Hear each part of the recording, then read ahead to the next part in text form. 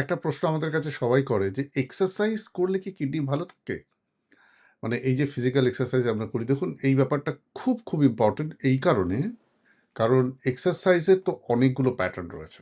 আমরা যখন এক্সারসাইজ করি তার বিভিন্ন ধরন আছে। কিছু আছে আমাদের স্ট্রেংথ বিল্ডিং এক্সারসাইজ, কিছু আছে আমাদের এন্ডুরেন্স বিল্ডিং এক্সারসাইজ, কিছু আছে কার্ডিওভাস্কুলার এক্সারসাইজ, কিছু ধরনের এক্সারসাইজ আছে যারা আমাদের শরীরের ফ্লেক্সিবিলিটি বাড়ায়।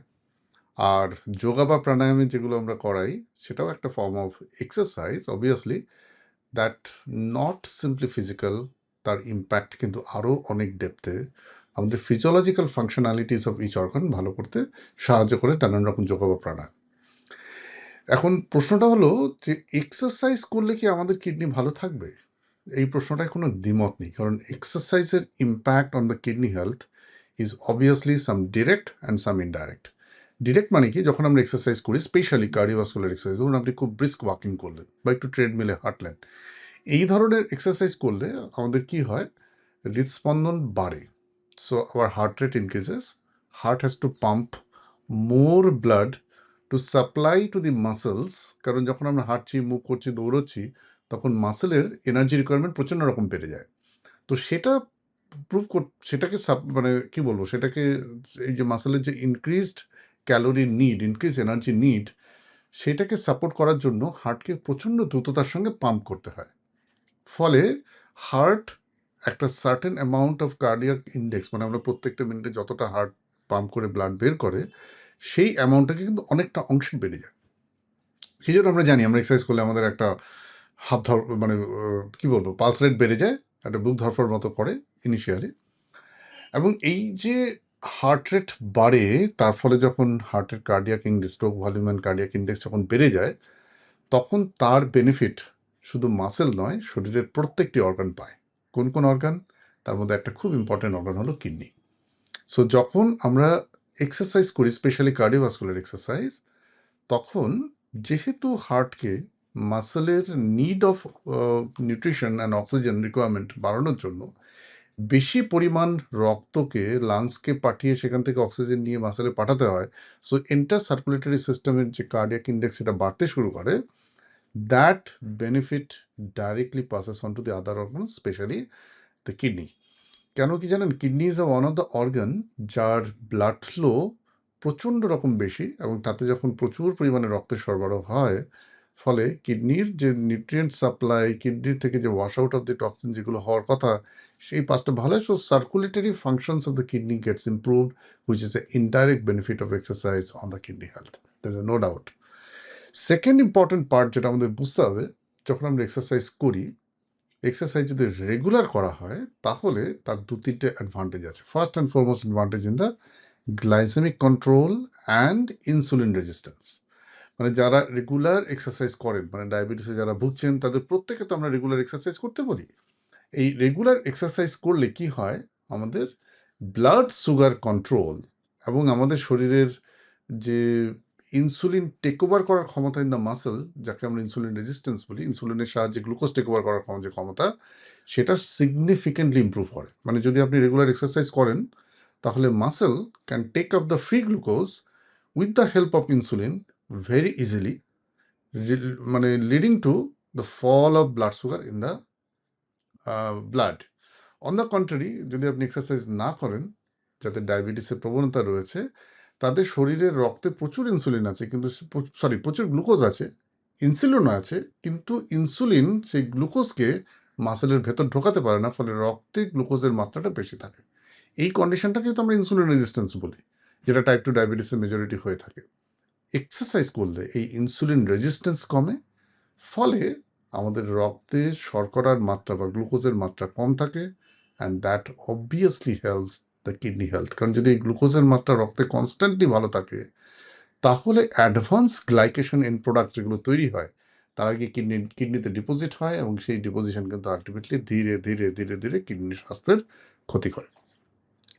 নেক্সট ইম্পর্টেন্ট পয়েন্ট, যখন আমরা এক্সারসাইজ করি তখন কি হয় জানেন, আমাদের ব্লাড প্রেশার প্রাথমিকভাবে একটু বাড়ে, কিন্তু রেগুলার যদি এক্সারসাইজ করা যায়, তাহলে দেখা যায় যে vasomotor tone of the blood vessels and eventually the blood pressure control হতে সাহায্য। কারণ ব্লাড প্রেশার যদি কমে, তাহলে কি হবে, আমরা সবাই জানি blood pressure one important cause for hypertension, one important cause for kidney disease.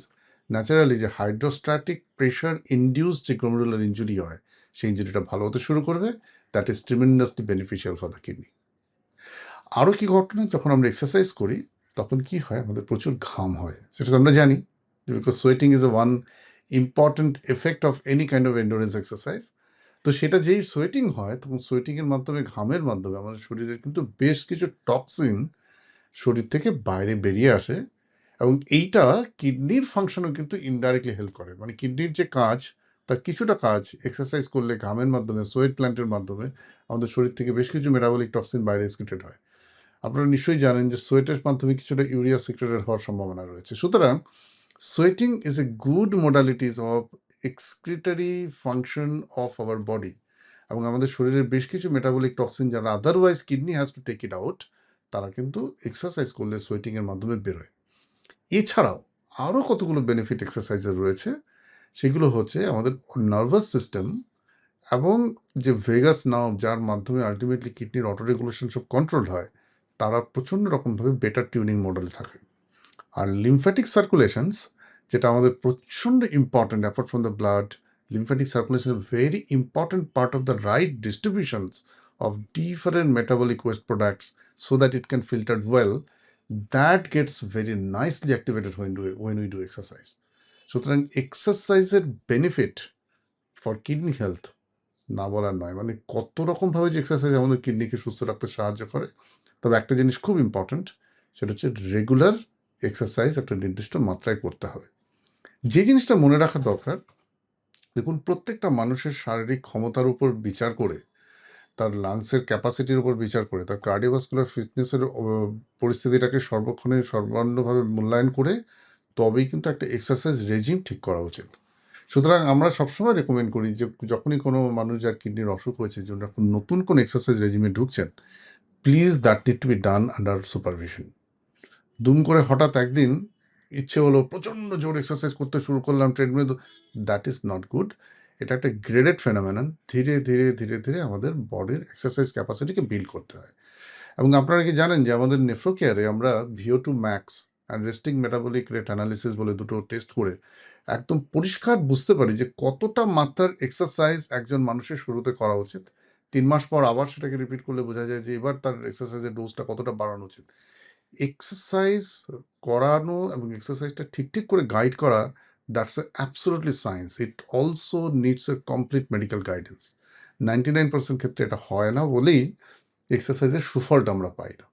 আমাদেরকে প্রথমে একজন রোগীকে অ্যানালাইজ করতে হয়, তার মাসেলের স্ট্রেংথ কীরকম রয়েছে, তার ফ্লেক্সিবিলিটি কেমন রয়েছে, এন্ডুরেন্স কেমন রয়েছে, কার্ডিওভাস্কুলার ফিটনেস কেমন আছে, ওনার VO2 ম্যাক্স কত পরিমাণ এক্সারসাইজ উনি এখন কারেন্ট হার্ট অ্যান্ড লাং কন্ডিশনে নিতে পারবেন, সেই জিনিসটাকে ডিফাইন না করে কেউ যদি হঠাৎ ইমোশনাল ভিত্তিতে প্রচণ্ড পরিমাণে দৌড়তে শুরু করে, that is not correct. So we need to guide medically what exercise somebody should do. আমরা নেফ্রোকেয়ারে আমাদের সমস্ত পেশেন্টদের জন্য সেই একটা ব্যবস্থা করি। ইভেন দো যদি আপনাদের সেই সুযোগটা না হয় না আসবার, তাহলে at least listen to your body. প্রথমে হাঁটুন, দেখুন যতক্ষণ অবধি আপনার শ্বাসটা একটু দ্রুত হচ্ছে, একটু ভারী হচ্ছে, সেই অবধি ডু নট ওভার স্ট্রেচ, এইভাবে করুন। আর যেটা খুব ইম্পর্টেন্ট, প্রত্যেককে আমরা যেটা বলবো সেটা হচ্ছে, এ তো গেল ফিজিক্যাল এক্সারসাইজের পার্ট, এর বাদেও কিন্তু একটা মেন্টাল এক্সারসাইজ অ্যান্ড যোগার একটা সাংঘাতিক রোল আছে, যেটা মুক্তি প্রোগ্রামে আমরা শেখাই। মুক্তিতে আমরা কী শেখাই জানেন? আমাদের শরীরের তো দুটো এক্সক্রিটরি অর্গান, একটা হচ্ছে কিডনি, সেটা হচ্ছে অল ওয়াটার সলিউবল এক্সক্রিটরি ওয়েস্টকে বার করে, আর ভোলাটাইল মানে যেগুলো গ্যাসিয়াস এক্সক্রিটরি ওয়েস্ট তাদেরকে বার করে কিন্তু লাংস। এবং লাংসের একটা হিউজ ক্যাপাসিটি রয়েছে, যেটা আমরা বাই প্রপার ট্রেনিং, আমার ইন্সপিরেটরি রিজার্ভ ক্যাপাসিটি, ভাইটাল মানে আমাদের যে প্রত্যেকটা মুহূর্তে আমরা যে টাইডাল ভলিউম বলি যেটাকে, সেইটাকে প্লাস এক্সপিরেটরি ক্যাপাসিটি, সমস্ত কিছু আমরা কিন্তু বাড়াতে পারি বাই ফিউ ট্রেনিং। এইটা আমরা মুক্তিতে শেখাই। এমন দেখেছি আমরা যে ভলান্টারিলি বাই রেগুলার প্র্যাকটিস যদি লাংসের ক্যাপাসিটিকে বিল্ড করা যায়, প্রপার ওয়েজ অফ ব্রিদিং যদি শেখা যায়, that is a tremendous help for kidney.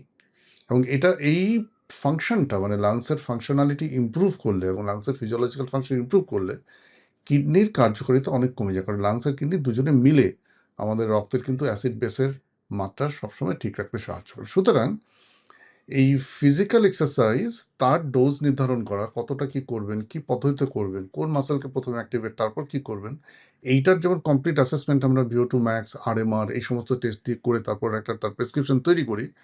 এর পাশাপাশি মুক্তি প্রোগ্রামে আমরা প্রত্যেকটি সিকিডি পেশেন্টকে শেখাই কি করে slowly and gradually core muscle strength বাড়িয়ে, রেসপিরেটরি মাসেল স্ট্রেংথ বাড়িয়ে তার respiratory function and physiological improvement of respiratory function হবে। Why? Because this talks with the kidney. This lungs takes the loads of kidney. আমরা বলি organ crosstalk. Kidney আর lungs দুজনে মিলেমিশে আমাদের শরীরের সমস্ত এক্সক্রিটরি ফাংশনকে বের করতে সাহায্য করে।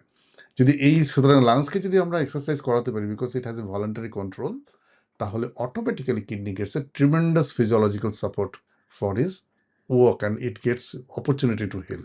সুতরাং আপনারা যারা এক্সারসাইজ করছেন না, please devote half an hour to 45 minutes time daily as a mandatory routine of yours to make you healthy. কিন্তু কি করবেন, কতটা করবেন, কিভাবে তার গ্রেডিং ঠিক হবে, সেটার জন্য একটা এক্সপার্ট হেল্প নেওয়াটা খুব জরুরি। উই হ্যাভ এ কি বলবো, physical trainers, yoga trainers, exercise physiologist at Nephrocare. যদি সম্ভব হয় আপনারা একদিন আসুন। Try to understand what should be the ideal exercise for you, at what dose, how long you should continue, when we should stop, what are the warning signs. এই পুরো জিনিসটা শিখে নিয়ে you adopt this principle in your life to get a better kidney health. ভালো থাকুন, সুস্থ থাকুন। আর যদি আরও ইন্টারেস্টিং টপিক যেগুলো আমরা আলোচনা করছি সেগুলো জানতে চান, don't forget to join to Dr. Pratyush Academy by clicking the link below this video. নমস্কার।